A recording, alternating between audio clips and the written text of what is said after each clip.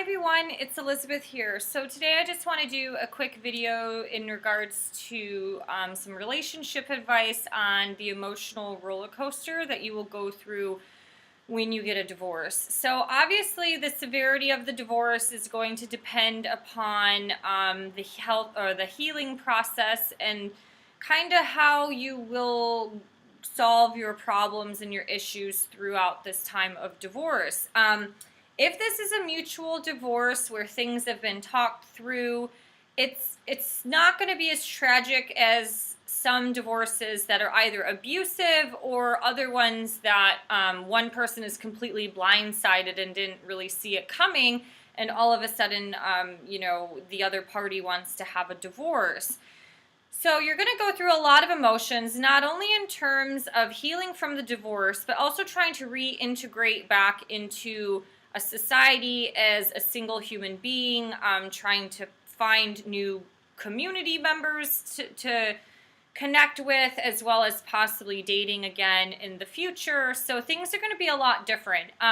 In terms of the divorce process, in my situation, I felt something was off, but I didn't really quite know that it was this severe. I thought it would just be like, we need to talk.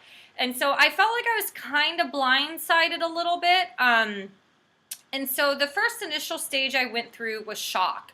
I actually couldn't really imagine my life being without my ex-husband, in addition to that he actually wanted it, just because of all the things that we've done and accomplished with each other and the things that we went through. So shock was first. Then came the grieving process of sadness. There was a lot of crying, a lot of sad moments. It's like you can't look at any picture or any of these great memories that you had, because all of a sudden the rug has been pulled out from underneath. Sadness happened. Sadness then turned into some points of anger. Anger does come. I have really good control mechanisms with anger. I do tend to channel it through, generally through physical pursuits, such as hiking or biking, some form of exercise, maybe a creative project like writing. So I do have ways to channel that. A lot of people, sometimes they can channel their anger through unhealthy coping mechanisms like drinking or going through binges of one-night stands. I've had some male friends who've gotten divorced that's kind of what they did. Once the sadness wore off, they went into kind of a string or a slew of one-night stands to kind of cope with their problems. And then there's some form of acceptance. After you kind of go through this emotional spiral, you'll kind of bounce back and forth between sadness or anger and shock and all this stuff. Acceptance does come eventually. It depends on when it does come. It's just dependent on it's dependent upon how fast you're healing, or if you're choosing not to heal at all. For me, it came pretty quickly. I came to some form of acceptance at 4 to 5 months, but that doesn't mean that all the other stuff was just done and healed and was in the past. I did go through a series of being pretty good and stable for a while, but then there were certain things that got re-triggered, such as going through old photos. I just got sad again and relapsed back into the past and been like, oh my God, how could you do this, and stuff like that. So once you get to some form of acceptance, then you'll kind of enter a stage of moving on. And a lot of that will come through whether you want to date new people or, you're getting a fresh start to some degree.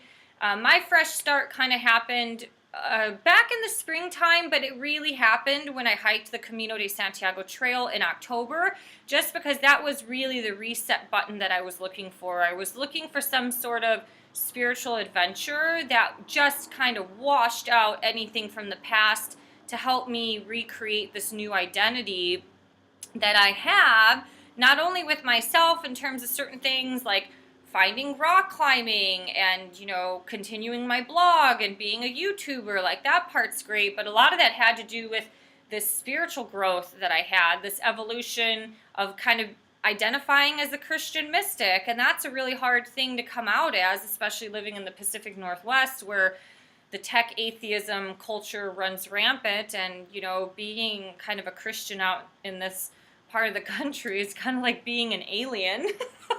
So, yeah, anyways, you'll just be going through like these shifts and identities with yourself. But so that's one part of the emotional roller coaster. The second part of the emotional roller coaster will be when you actually start meeting and dating people. I have a very strong connection to my moral compass. I treat people how I want to be treated. And unfortunately, when you come through divorce, depending on your level of maturity or your outlook on life, I don't play with people's emotions. I think that's the worst thing you can do, is to play with someone's mindset. And I think because of being a health coach and a personal trainer, I know how fragile people's minds are in various ways of life, whether it's love or body image issues. People are struggling today internally on some form of acceptance about their life or themselves. So the reality is, a lot of people today don't have that same moral value, and they don't necessarily see life in the same lens as you. So for example, as a single person, I would only date somebody if I'm single. If I was in a relationship with somebody, I wouldn't start flirting with other guys and maybe trying to approach them and hang out with them and connect with them. That just doesn't work for me. But not everybody has the same value. So like, for example, I found out that a couple guys that approached me this year, I found out that they had girlfriends, and some of them, they were, one was kind of in like a mini little breakup stage with his girlfriend. He never told me that. I found out from running into her in town. Like in Seattle, you run into people so frequently that you can't get away with doing this type of stuff, of being dishonest to other people.